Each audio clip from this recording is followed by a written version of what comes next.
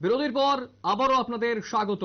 Covid positive হলে genome sequencing এর জন্য পাঠাতে নির্দেশ দিল্লির, এবং কোভিডকে কেন্দ্র করে আবারও কিন্তু নির্দেশিকা জারি করতে শুরু করেছে কেন্দ্রীয় স্বাস্থ্য মন্ত্রক। সমস্ত রাজ্যকে নির্দেশ দিয়েছেন কেন্দ্রীয় স্বাস্থ্য মন্ত্রক।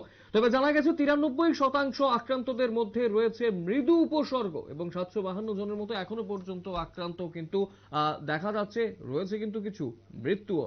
বিস্তারিত জানবো, নিউজ ভ্যানগার্ড প্রতিনিধি অঙ্কিতা বর্ধন রয়েছেন টেলিফোন লাইনে। অঙ্কিতা, যেটা জানার চেষ্টা করব, এই মুহূর্তে কোভিড পজিটিভ হলেই জিনোম সিকোয়েন্সিং এর জন্য পাঠাতে নির্দেশ দিয়েছে দিল্লি।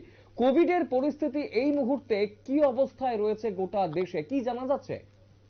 একদমই। দেখো, বছরের শেষে কিন্তু ফের করোনা গ্রাফ ঊর্ধ্বমুখী হচ্ছে। আমরা 2020-র দিকে যদি নজর রাখি, 2020, 2021, 2022, 2023 সেই জায়গায় রাখা যাচ্ছে। ঠিক ডিসেম্বর মাসেই কিন্তু করোনার গ্রাফ প্রতিনিয়ত ঊর্ধ্বমুখী হয়, এবং এবছরও দেখা গেছে ডিসেম্বর মাসে কিন্তু গোটা বছরের তুলনায় ঠিক ডিসেম্বর মাসে করোনার গ্রাফ অর্থাৎ করোনার সংক্রমণের হার কিন্তু বৃদ্ধি পেয়েছে, এবং যার ফলে কি হচ্ছে দেখো, এক প্রকার আতঙ্ক সৃষ্টি হয়েছে।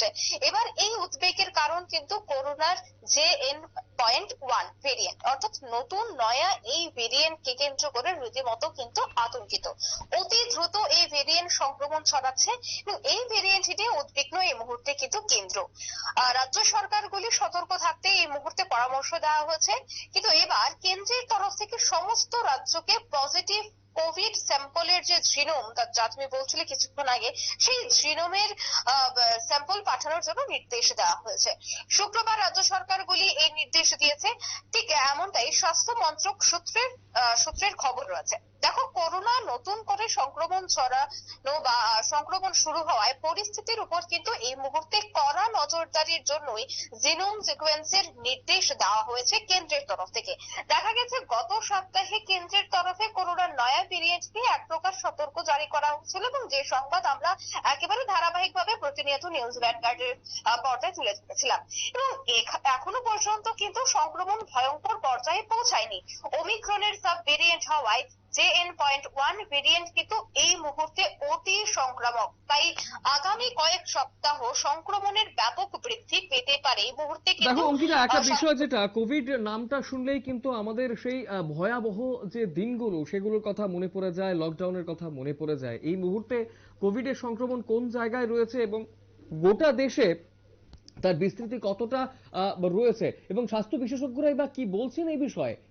একদমই। দেখো, সেই বিষয়ে স্বাস্থ্য মন্ত্রকের তথ্য বা স্বাস্থ্য মন্ত্রকের যে পরিসংখ্যান, সেই পরিসংখ্যানে দেখা গেছে বিশেষ করে কেরল, তামিলনাড়ু, মহারাষ্ট্র, গোয়া, পন্ডিচেরি, গুজরাট, তেলেঙ্গানা, পাঞ্জাব ও দিল্লিতে বিগত কয়েক সপ্তাহে সংক্রমণ দ্রুত বৃদ্ধি পাচ্ছে। অর্থাৎ মহারাষ্ট্র একেবারে জনবহুল একটি রাজ্য, ঠিক তেমন ভাবে তামিলনাড়ু, গুজরাট, তেলেঙ্গানা, অর্থাৎ বলতে পারি যে বড় বড় রাজ্যে কিন্তু এই মুহূর্তে এই সংক্রমণ বৃদ্ধি পাচ্ছে। তবে এখনো হাসপাতালে রোগী ভর্তি বা মৃত্যুর হার তুলনামূলক কিন্তু অনেকটাই কম, এবং যারাই আক্রান্ত হচ্ছে তাদের মধ্যে 93% মৃদু উপসর্গ রয়েছে। স্বাস্থ্য মন্ত্রক জানাচ্ছেন যে এই মুহূর্তে সচেতনতাই হচ্ছে রক্ষা কবচ, তাই প্রত্যেককে সচেতন থাকতে হবে। দেখো, বিশেষ করে দেখা একদম। যাচ্ছে সচেতনতার কথা যখন বললে অঙ্কিতা, এই মুহূর্তে দাঁড়িয়ে কি বিগত সময়ে আমরা যেমনটা দেখেছি যে মাস্ক পরা, হাত ধোয়া, স্যানিটাইজার ব্যবহার করা, ভিড়ভাড় জায়গায় না যাওয়া, এই যে কিছু নির্দেশিকাগুলো দেওয়া হয়েছিল, সেই নির্দেশিকাগুলোকে এই মুহূর্তে পুনরায় দেওয়া হয়েছে, বা সেখানে কি অফিসিয়াল কোনো নোটিফিকেশন বেরিয়েছে এই সংক্রান্ত, কি জানা যাচ্ছে? দেখো, স্বাস্থ্য মন্ত্রক কিন্তু এই মুহূর্তে জানিয়ে দিয়েছে যে সেই মাস্ক পরা, বা এখন যেহেতু একটা ওয়েদার চেঞ্জের ব্যাপার এসে গেছে, সেক্ষেত্রে প্রায় প্রত্যেকের ঘরে সর্দি কাশি দেখা যাচ্ছে। তো সেই ক্ষেত্রে স্বাস্থ্য মন্ত্রক জানাচ্ছে যদি এমন কোনো অসুবিধা হয়, বিশেষ করে যদি শ্বাসকষ্ট জনিত কোনো রোগ দেখা দেয়, তবে কিন্তু সঙ্গে সঙ্গে ডাক্তারের পরামর্শ নিতে হবে। ঘরে বসে থাকা বা প্যারাসিটামল, যে সমস্ত ওষুধ নিত্যদিন খেয়ে থাকে সাধারণ মানুষ, বিশেষ করে দেখা যায় বাড়ির পাশের কোনো দোকান থেকে ওষুধ কিনে এনে খেয়ে নেওয়া এবং তাকে দাবিয়ে দেওয়া, সেটা করলে কিন্তু হবে না, তবে কিন্তু সংক্রমণ বৃদ্ধি পাবে। তাই স্বাস্থ্য মন্ত্রক জানাচ্ছে যদি কোনো ধরনের ঠান্ডা অনুভূত হয়, বা যদি কোনো কাশি বা সর্দি কিছু হয়ে থাকে, তো সঙ্গে সঙ্গে চিকিৎসকের পরামর্শ নিতে হবে। চিকিৎসক যদি বলে যে টেস্ট করাতে, তবে একদম। আরো অবশ্যই একটা টেস্ট বিষয় করিয়ে অঙ্কিতা, যে যে ভ্যাকসিন রয়েছে, সেই ভ্যাকসিন গুলো কি একই রকম ভাবে এই ভ্যারিয়েন্টেও কাজ করবে? বিশেষজ্ঞরা কি বলছেন? আগে তো অনেকেই আমরা ভ্যাকসিন নিয়েছি, বুস্টার ডোজ পর্যন্ত নিয়েছি।